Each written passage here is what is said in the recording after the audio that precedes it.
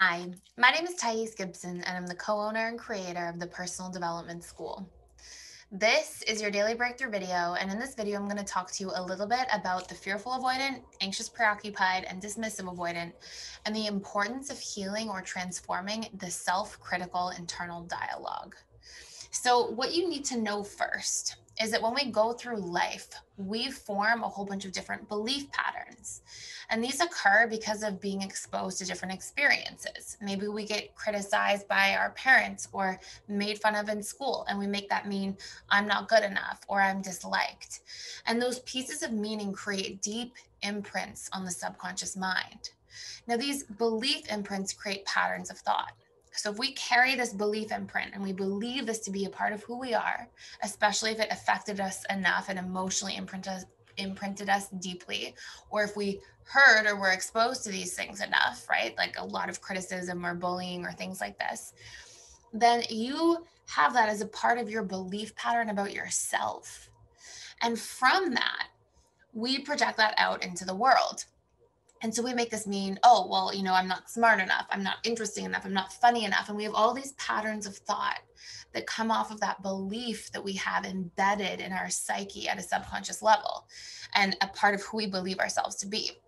And then what happens when we're working through that? We feel negative emotions. When you're thinking these thoughts, when you're thinking how you're not good enough or smart enough or interesting enough, you feel bad. You feel sad or afraid or anxious or insecure.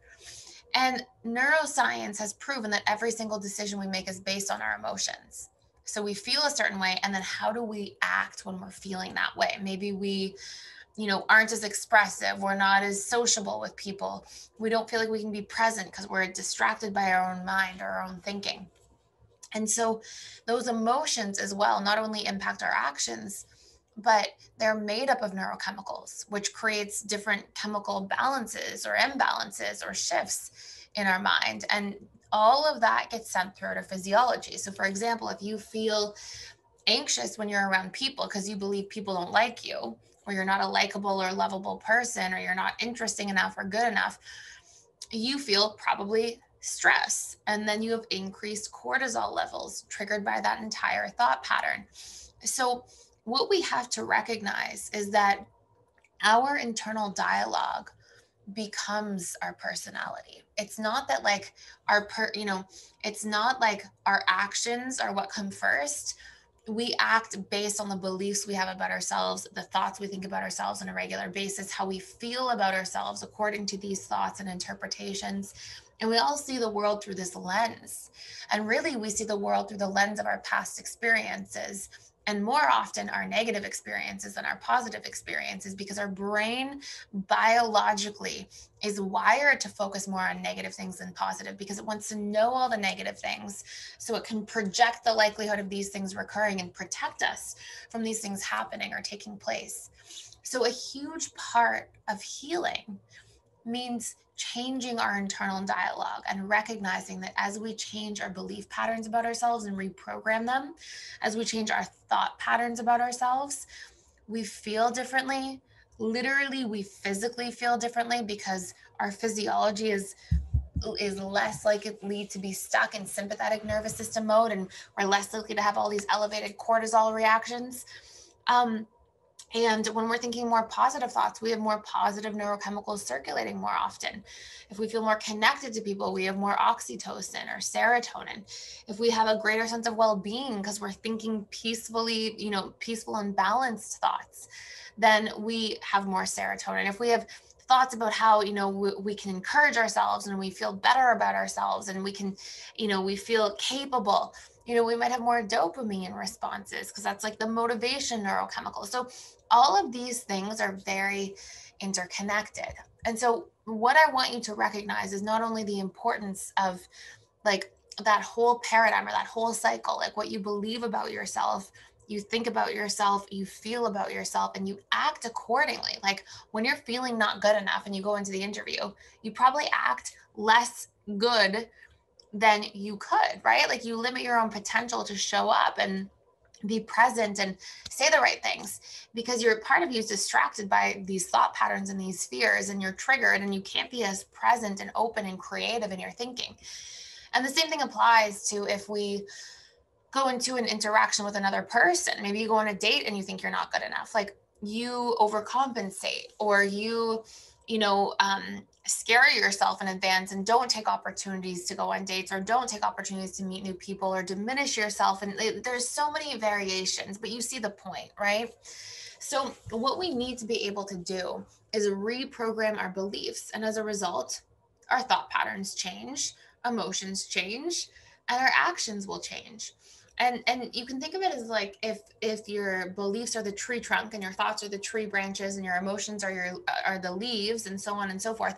If you are, not that we want to chop down trees, but if you chop down the tree at its trunk, everything else falls away.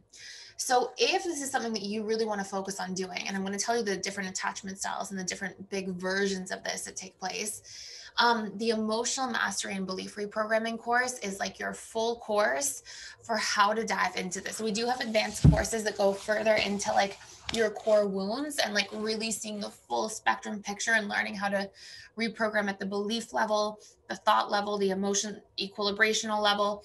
Like it's not like reprogramming, but it's learning how to soothe at the nervous system level and like doing somatic work basically. And then the belief work as well. So all of that's in there, all of that's in the school. And it's like, it, by changing your belief patterns about yourself and the limiting things you carry about the world, like I can't trust women, or I can't trust men, or, these sorts of things, and having more fair and balanced thought and like really grounding yourself in a center point of still being able to be cautious and look out for red flags, but not stamping beliefs on other people or yourself without having the proper information, right? Like being open to trusting, but cautious at the same time, as an example. By changing these things, everything else changes. And you get energy back and you sleep better and all these things transform.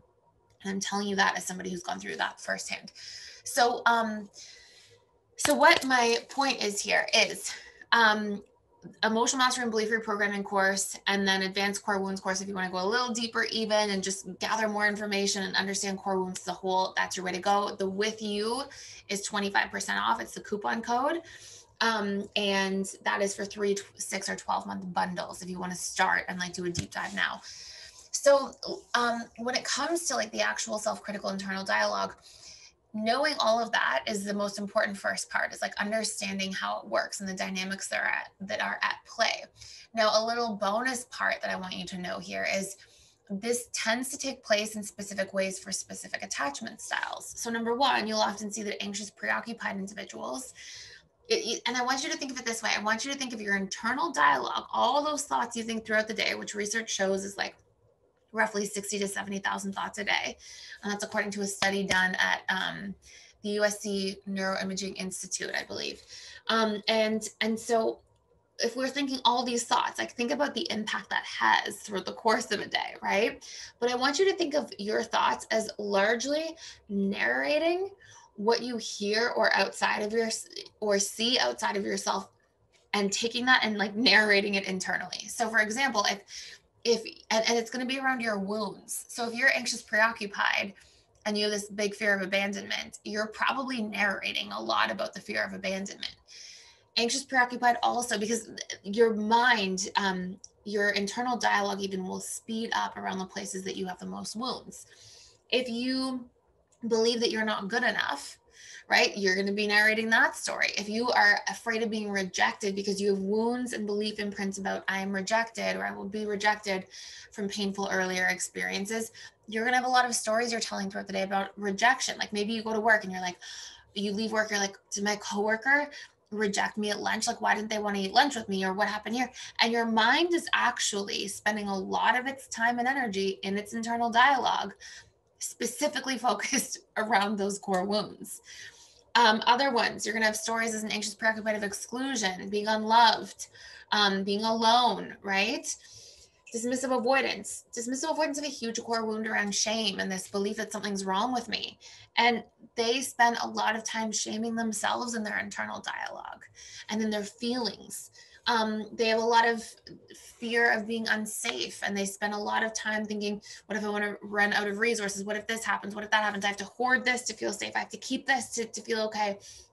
And so a lot of our internal dialogue is literally just an internal narration of our outward painful experiences that we couldn't properly process in the past. And fearful avoidance, they tend to have both sides of the core wounds, right? So, and they also have I will be betrayed, or I can't trust. They do have fears of abandonment, not being good enough. Big ones around I am unworthy, I am bad. They can have wounds around being excluded as well, and some shame wounds and unsafety wounds. So a lot of the internal dialogue, if you pay close attention, especially where it's most active, will be around either fearing those things or trying to equilibrate, which is something your subconscious mind does a lot, from those things. So looking at how you have to get better in life to be good enough, right? It's like so much of our personality is literally built around her core wounds, either trying to overcome them through action, trying to justify why they're not true, or spending a lot of time rehearsing why they are true. And so when you clean up all that stuff so that it's not taking up so much of your time and energy on a daily basis, you get free and you feel better and you can connect more easily and you don't take things so personally and you have more space. Like a lot of real estate in your subconscious mind can be taken up by this stuff.